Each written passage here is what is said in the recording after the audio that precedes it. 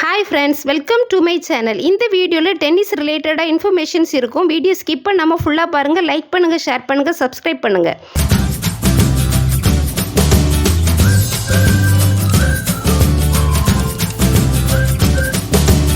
First golden grand slam win பண்ணின முதல் player யார்? கோல்டன் கிராண்ட் ஸ்லாம் வென்ற முதல் டென்னிஸ் பிளேயர் ஸ்டெஃபி கிராஃப் 1988ஆம் ஆண்டில் இந்த நம்ப முடியாத சாதனையை செய்தார். வேறு எந்த டென்னிஸ் பிளேயரும் இது போன்ற சாதனை இதுவரை செய்யலை. கோல்டன் கிராண்ட் ஸ்லாம்னா என்னது? ஒரே வருடத்தில் நடைபெற 4 கிராண்ட் ஸ்லாம் போட்டிகளிலும் ஒலிம்பிக் தங்கப்பதக்கத்துடன் வின் பண்ணுவது தான் கோல்டன் கிராண்ட் ஸ்லாம்னு அழைக்கப்படுது. செகண்ட், ரோஜர் ஃபெடரர் எத்தனை கிராண்ட் ஸ்லாம் வின் பண்ணியிருக்காரு? Totally 20 grand slam single titles in his career win பண்ணியிருக்காரு. தேர்டு, 4 கிராண்ட் ஸ்லாம் டென்னிஸ் டோர்னமெண்ட்டில் எது மிகவும் பழமையானது? விம்பிள்டன் சாம்பியன்ஷிப் தான் மிகவும் பழமையானது. இது 1877ஆம் ஆண்டு தொடங்கப்பட்டது. இது world war first and second நடந்த ஆண்டுகளை தவிர மற்ற எல்லா ஆண்டுகளிலும் நடத்தப்படுது. ஃபோர்த்து, ஓப்பன் என்ற ஆட்டோகிராஃபி ரிலீஸ் பண்ண டாப் டென்னிஸ் பிளேயர் யார்? ஆண்ட்ரே அகாசி என்பவர் 2009ஆம் ஆண்டு ஓப்பன் என்ற ஆட்டோகிராஃபி புத்தகத்தை எழுதி வெளியிட்டார். ஆண்ட்ரே அகாசி ஒரு ரிட்டையர்டு அமெரிக்க டென்னிஸ் பிளேயர். இவருடைய வாழ்க்கை நிகழ்வுகள் அனைத்தும் இந்த சுயசரிதை புத்தகத்தில் இருக்குது. இந்த புத்தகம் நிறைய விருதுகளை பெற்றுள்ளது.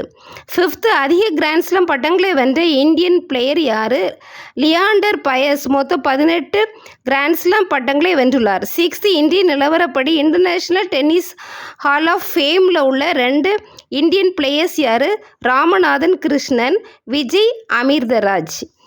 செவன்த், அதிக எண்ணிக்கையிலான மாஸ்டர்ஸ் 1000 பட்டங்களை வென்ற பிளேயர் யார்?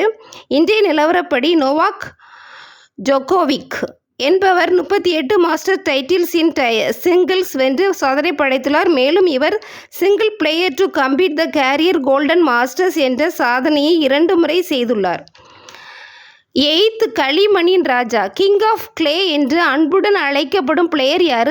ரஃபேல் நாடல் ஆஃப் ஸ்பெயின் களிமணின் ராஜா என்று அழைக்கப்படுறாரு. 2005ஆம் ஆண்டு 19 வயதாக இருக்கும்போது தனது முதல் முயற்சியில் பிரெஞ்சு ஓப்பன் போட்டிகளில் வெற்றி பெற்றார். Nadal is the only player to defeat Federer in 4 finals at the same major.